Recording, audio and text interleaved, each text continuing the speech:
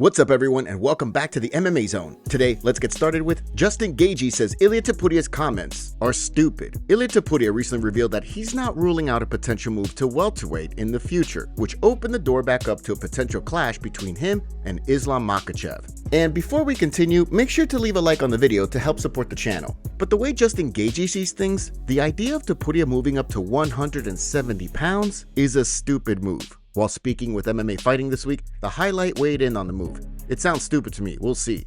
The way Makhachev's manager, Islam Makhachev, sees things, Topuria is all talk. During an interview with Match TV this week, he weighed in on El Matador's comments as well. He just talks a lot, tries to attract attention to himself. Nonsense. He's so tiny, he won't be able to do it. While there's been tons of talk about Gaethje's future, it sounds like the highlight is all in on the idea of facing the winner of the upcoming Ilia Topuria-Charles Oliveira title fight. While speaking with MMA Fighting, he made it clear that he only wants to fight for a title. Catch me on a certain day, I'll tell you a certain thing. It's a very emotional sport, but I try not to speak too out of pocket when I'm emotional, which is right now, so I'm gonna fight again in the future, has to be a champion. Heading into Topuria's upcoming fight with Charles Oliveira this weekend, Tom Aspinall went so far as to call El Matador the future of MMA while speaking with UFC on TNT. He's got devastating power, great grappler as well, links everything together so well, great for the sport. Although typically the fighter who weighs in as the backup is oftentimes the next man up after a title fight, Ilia Topuria revealed to the New York Post that he has no interest in fighting Arman Tsarukyan if he wins on Saturday. I wouldn't give him the chance immediately. He needs to win one more fight. He had the opportunity to fight for the title. He pulled out. I don't know for what reasons, but he pulled out. So he needs to win his shots again against, I don't know, someone.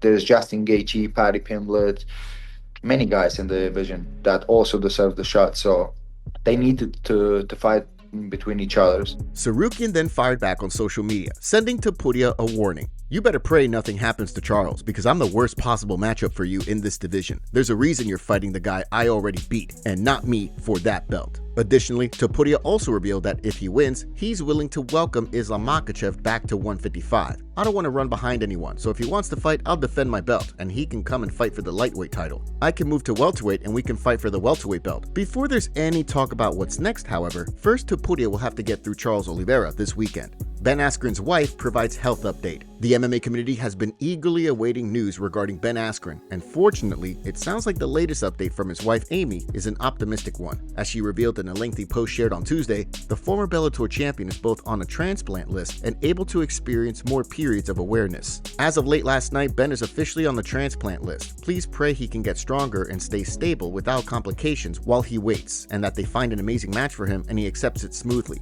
Also, please pray for whoever that donor may be and his family. It's going to be a huge adjustment for Ben, but our family is so thankful that his other organs are okay and that there's a path forward while he's having more periods of awareness. He's not able to look at his phone yet and respond to messages. I'm hoping he can get there in the next week or two. Also hoping we will get to a place soon where he can talk while on a track.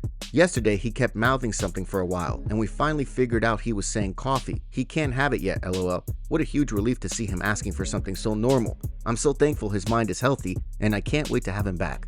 We are also so thankful for the amazing community we have, from close friends we haven't talked to in 20 plus years, to strangers who have reached out to share their similar stories or pray. Thank you. While the famed grappler still faces a long road to recovery, it's clear that the entire MMA community is behind them. Tom Aspinall in a lose-lose situation, according to former UFC fighter. While Jon Jones's retirement means that Tom Aspinall will be free to defend the heavyweight title, Matt Brown believes that Aspinall is in a bit of a lose-lose situation given the current crop of heavyweight contenders. During the latest episode of The Fighter vs. the Writer, Brown weighed in on the heavyweight division, explaining Aspinall's predicament.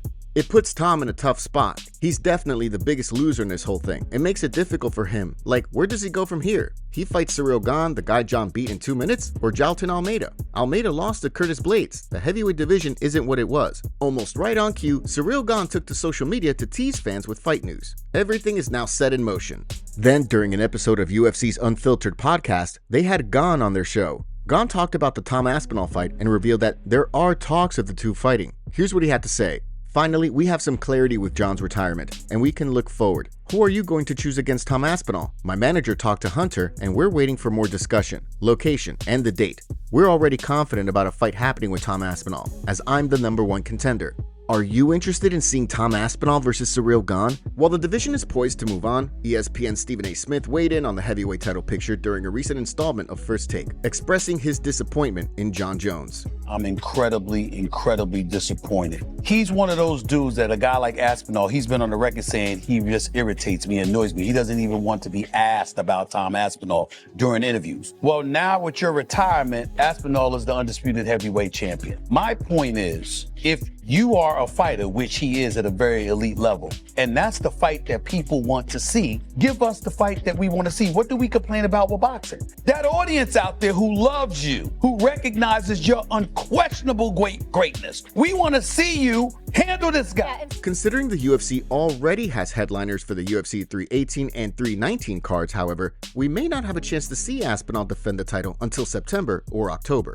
UFC updates. Heading into Saturday's International Fight Week card, let's take a look at some UFC fight updates that might have flown under your radar, starting with a last-minute change to this weekend's card. According to MMA Junkie, Cedric Dumas is out of his upcoming fight amid recent legal troubles, with UFC newcomer Christopher Ewart now stepping in to fight Jackson McVeigh on short notice. It was later revealed why Cedric Dumas was forced to pull out of his fight. Octagon Updates said the following: I'm told that the reason Cedric Dumas had to pull out was that the earliest he could get the ankle monitor off in front of a judge would be Thursday, which would be too late. Next up, we have our first ever UFC BJJ update. Ahead of the first ever UFC BJJ 1 event on Wednesday, the promotion revealed the UFC BJJ Championship belt, which will be up for grabs when bantamweights Mikey Musumeci and Harrison Gabriel throw down.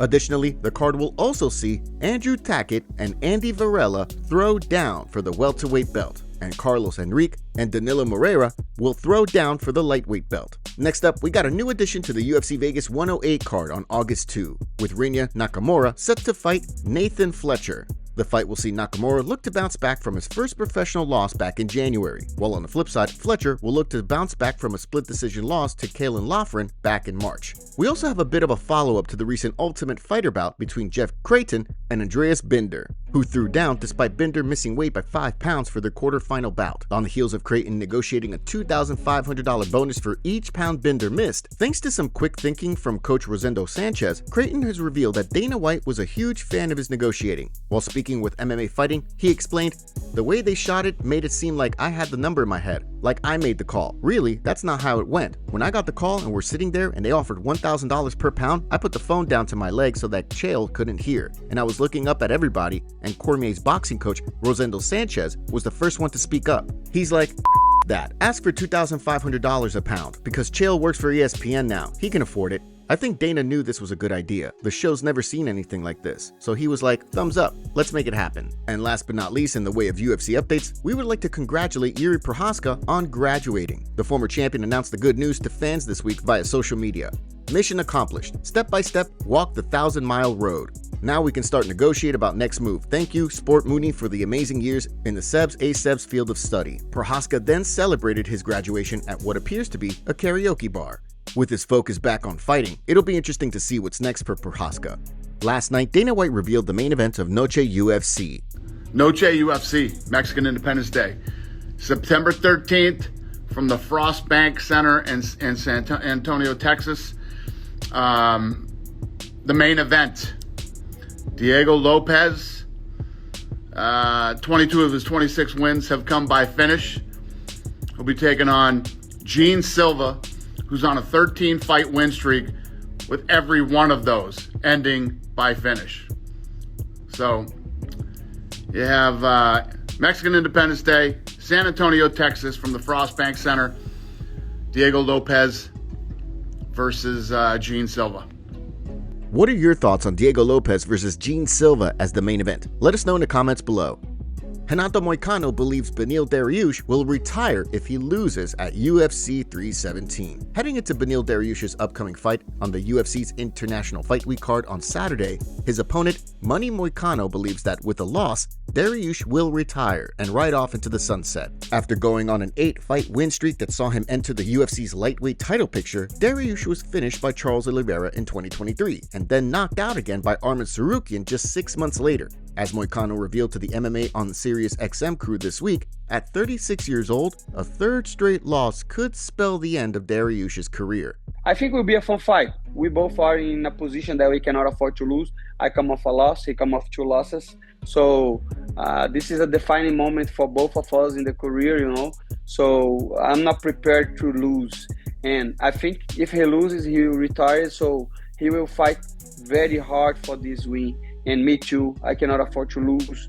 So it's going to be a fun matchup for the fans. Considering Dariush is still ranked in the top 10, a win on Saturday could put him just a few wins shy of re-entering the title picture. Merab's coach talks about Umar Nurmagomedov rematch. Although the expectation is that Merab Dvalishvili will wind up throwing down with Corey Sandhagen for his next title defense, it's no secret that Umar Nurmagomedov is looking to reinsert himself into the bantamweight title picture in the hopes of securing a rematch with the champion. While speaking with Red Corner MMA at this past weekend's UFC Fight Night Baku card, Ray Longo weighed in, predicting that a rematch between the two will go worse for Umar Nurmagomedov than the first fight did. The rematch will go the same way the first fight went, maybe worse, just like O'Malley. The O'Malley fight, first one, Merab didn't finish. Second one, he did. The more comfortable Merab gets, the better he's gonna get. He already fought Umar. He's got the confidence now. You gotta remember, even in the Umar fight, he played around a little bit. No playing around, it would have been different. He's getting more serious with that part. You didn't see in the O'Malley fight no playing around at all. No kissing, no looking away, he's all business. I believe he will do that to Umar too.